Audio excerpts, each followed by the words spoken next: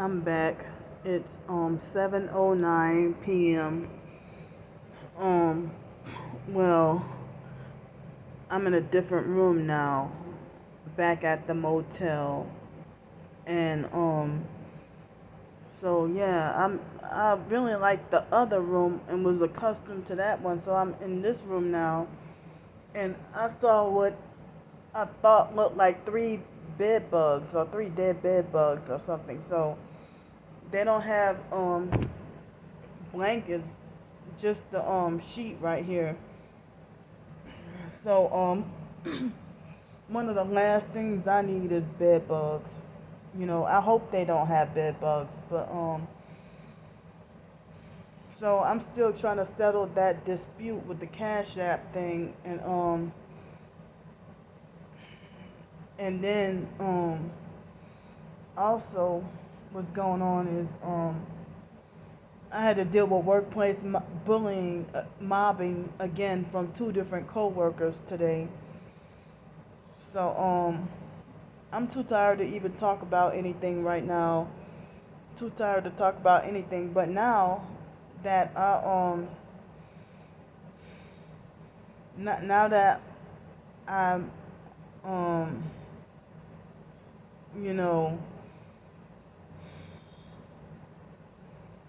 I'm in this motel now, so now I have to take two buses instead of one, and I have to take two buses instead of one in the morning, and then in the evening it's pretty much harder to try to take the bus back because the other buses they stop running at a certain time.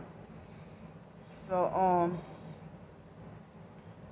yeah, I mean I am so tired. So I probably will have to take. I mean, but that would be just enough for me to stay here, and then I don't even know. As I said, I might have to. I mean, I've been trying to deal with my short stories as a side hustle, but you know, y'all know what I'm going through.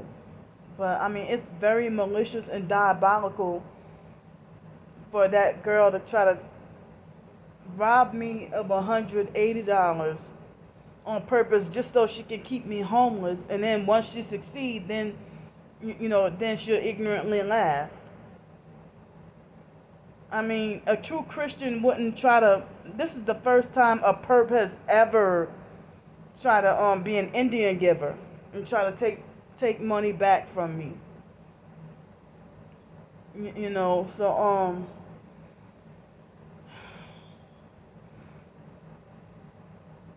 but I mean, she's being malicious and very evil. I mean, try to, you know, I didn't ask her for any money at all, really.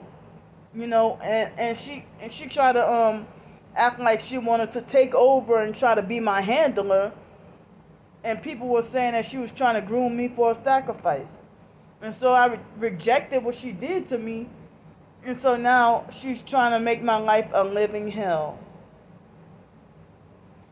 So you know, so all I'm trying to do is survive and just barely making it because I was at the other job. I was getting paid $12 an hour and paying $300 a week, and so now here is $12.50 and $365 a week, and plus the advantage that I had over there, I was able to just walk about a block or two away to the school. But this time I gotta take the doggone bus or a cab or Uber or something, and struggling to survive. And so I don't get my first work paycheck until a couple of weeks. So like, how the hell is that girl gonna try to Patricia gonna try to take $180 from money that she said that she borrowed from her roommate to give to me? And I'm like, well, I mean, I didn't even ask her for that. I asked in general, can anyone help? And she had an agenda. So she's, trying to make my life a living hell because I figured her out. And so now she's trying to make my life a living hell, slandering the fuck out of me, and teaming up and bullying me along with other perps. So, I never really go to anybody specifically to ask them. I ask in general. And, she wanted to take it upon herself to try to be, try to make like she wanted me to be her living slave or something. But, that's why I felt like I didn't feel easy about her pretending to be extra excited and fake anxious to have me come down there. And then some shady stuff happened, and I escaped what she tried to do to me. I mean, if she said that she got arrested or something or put in handcuffs because of because she said that she was accused of hiding a dead body when her friend or roommate was still alive, I guess she was giving me hints right there. And I didn't catch on in the beginning. I didn't know what the hell she was trying to do. I mean, at first, as I said, she's deceiving people and thinking that she's a Christian targeted individual. And she's one of the most dangerous people. She need to be in prison. So now she's trying to come after me and destroy me. And then on top of that, me being days of sleep deprived, plus dealing with workplace mobbing again today with 2 people. And so with $12.50 an hour, just barely making it. I haven't even gotten my first paycheck yet, but I don't even have the physical the physical capacity to work overtime, but I would need to work overtime. But it seems like it does not seem like I'm gonna last long on this job. Because it's like it's like the co-workers are trying to bully me off the job and trying to get rid of me already. And they got homes, they got cars. So it's not fair what I'm going through, and I'm supposed to be not allowed to speak out against what I'm going through. So oh man, I have to start back at square one again and need help getting there. So how the hell you going, if you get $30,000 a year, or supposed to be on the verge of getting $100,000 a year, or whatever you said, you don't need to be trying to fight to get back $180 from me, and I'm homeless and struggling. You got your place and a damn car. I don't have my own place or a car. So it's very malicious and diabolical, and then you're doing your own wickedness towards me, and then trying to talk about Candy receiving karma for doing people dirty. No, I'm not receiving any karma. It's your malicious, wicked activities that you're doing. Gang stalking, perp activities that you're doing. And then want to call it karma and God punishing me and all that. No, that's you. God isn't making me suffer. It's you tormenting me like how the devil tormented Job in the Bible. So as I said, I'm struggling and barely making it. And the idea of me just fighting to stay off the streets, and then they won't even, it would be hard. Trying to get a With 2,000 a month gross pay, and then taxes taken out, and then net pay and all that. So that would be like 24,000 a year gross pay, and then I'm not even sure if I'll last tomorrow at the job. They might say, "Well, Candy, there's too many complaints made about you, so we're gonna have to get rid of you and let you go." And then I'll be, you know, back to on the streets and being threatened every day. Threatened every day, or attacked by ants, dealing with all kinds of bad weather and everything, and people want to try to say don't help her, don't support her and stuff. That's what y'all Masonic satanic sellouts, that's what y'all trying to smear campaign and tell people about me.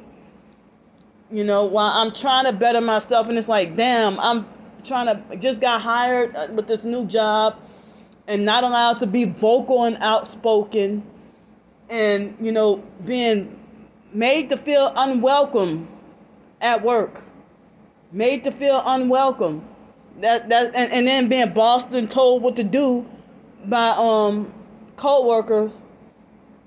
But I'm told that I can't tell nobody what to do. I didn't even try to tell nobody what to do. And so bossy co-workers younger than me trying to tell me what to do and dictate which cars that I should drive. But then and act like they think they're the boss over me. Act like they think they're my doggone manager and handler or whatever, or overseer, and narcissistically take it upon themselves to act like they think they're one of the managers. And I say, "Are you the manager?" "Oh, no." "Well, keep your damn mouth shut and leave me the fuck alone." Shucks. So I was told that I can get whatever car to clean that I want, as long as it's not the emergency vehicles that are needed right now. And so then a coworker tried to be like, "Who told you that? Who told you this? Who told you that?"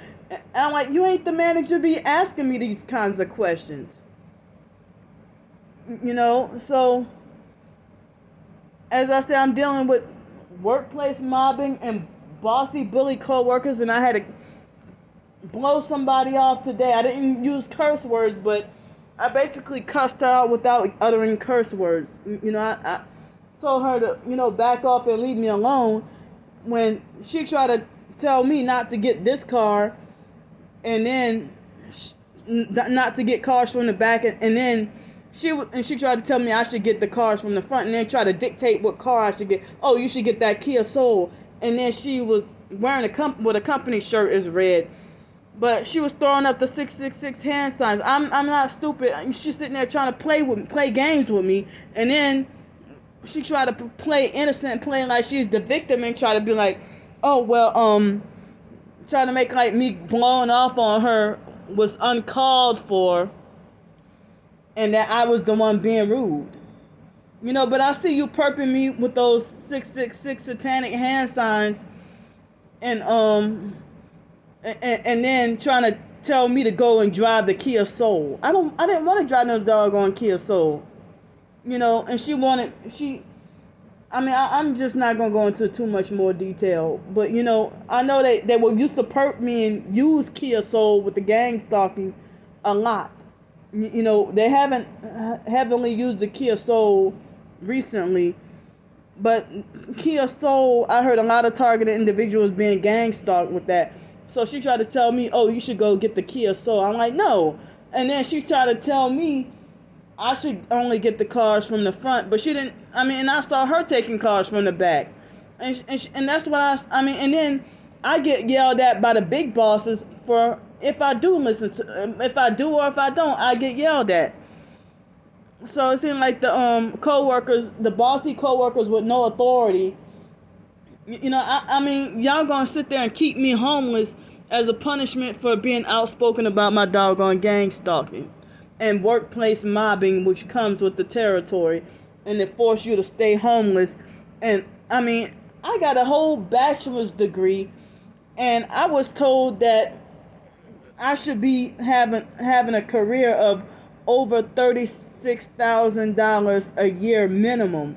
And I'm sitting here with these low wage jobs and then being bullied off the job and forced homeless. And people say that's the targeted individual lifestyle, you know? So, I mean, I'm sitting here scared because I think on both beds, I'm not sure. It looks like on both beds, I hope they don't have no bed bugs. Because that's kind of what it looks like. I really, I mean, in the other room, everything was perfect. Well, not perfect, but everything was fine. So I need to trim my nails so bad. This ain't the normal me. I usually would have had my nails trimmed, toenails and fingernails. I need them trimmed, and I don't even know what to eat for dinner tonight. Um, so I had to hurry up and get a cab over here to I had to hurry up and get a cab over here to make it on time, to get here tonight. And so oh man, y'all, can y'all just please keep me, and I mean I need prayers really bad because the perps are making the false smear campaigns that I'm the perp, but at the same time they're laughing at me struggling on the streets or laughing at me suffering in bad weather and stuff like that. They trying to they freak out and get mad when I'm in a hotel or a motel room, and then it's like them once they got me on the streets and suffering and crying out for help in bad weather, then they wanna that's funny to them. That's my suffering on the streets and getting death threats. That's funny to them. And then they want to talk about, oh, Candy gonna run up on the wrong one day. Well, I shouldn't even have to be on the streets anyway. And I'm not running up on people. I'm sitting here, just defending myself against the gang stalking and abuse and stuff. All the perping activity. Oh, come on, man. So yeah. Well, it looks like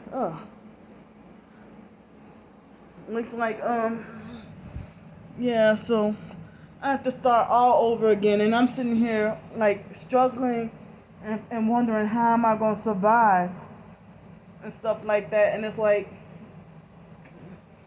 they want to militantly keep me forced homeless and jobless, and then it's like, and I'm supposed to be forced to keep quiet. But then they reverse it and lie and say, well, if you speak out against the gang stalking, or if you don't ignore, then you're giving them what they want. No, what they want is for me to be quiet. That's giving the perps what they want. So I'm exhausted and tired right now. I need to eat, and yeah, I mean, today I had leftovers from yesterday for lunch. And then this morning I had a muffin with some peanut butter. I tried to eat the eggs, but I didn't think they didn't seem like they were any good. And so I left the Airbnb place, and she wasn't home, so I left a note, telling her, because we didn't even exchange phone numbers, so I let her know my number and let her know that I'm now in this motel, So there's more stuff I would like to elaborate on and talk about and stuff, but I'm just, as I said, struggling to survive, and people think my suffering is funny, and most people would rather side with the evil and then think that's good. And then they call me the evil, ungodly person. So yeah, I'm sitting here feeling like I'm hoping and praying that that they don't have no bed bugs here. And that's one of the last things I need, in addition to what the stress and suffering that I'm already going through. So but and I hate that they're stalking and watching like my videos and stuff and reversing on me and lying and saying that I'm the one doxing them and stalking all their videos and stuff. You know, and they're all helping each other gang up on me. I'm the one in this battle by myself, with hardly anybody, nobody's really coming to my defense or going to bat for me. And it's like I'm being ganged up on and forced to just suffer this punishment all by myself. And then professed targets are betraying me and turning their backs on me left and right. Like everybody's freaking selling out. And it's like they're harassing and tormenting me so bad and so hard. And they're playing with my life. So, I'm about to go now. I need a bath. I need a shower. And, I have to start just everything back from square one. And I'm going to have to work again tomorrow, you know. But I'm trying as hard as I could to stick with the job. And, you know, as I said, there's more stuff I wish I could talk about more in depth. But I gotta go now, and so I hope I can sleep good tonight. You know, so I'll see y'all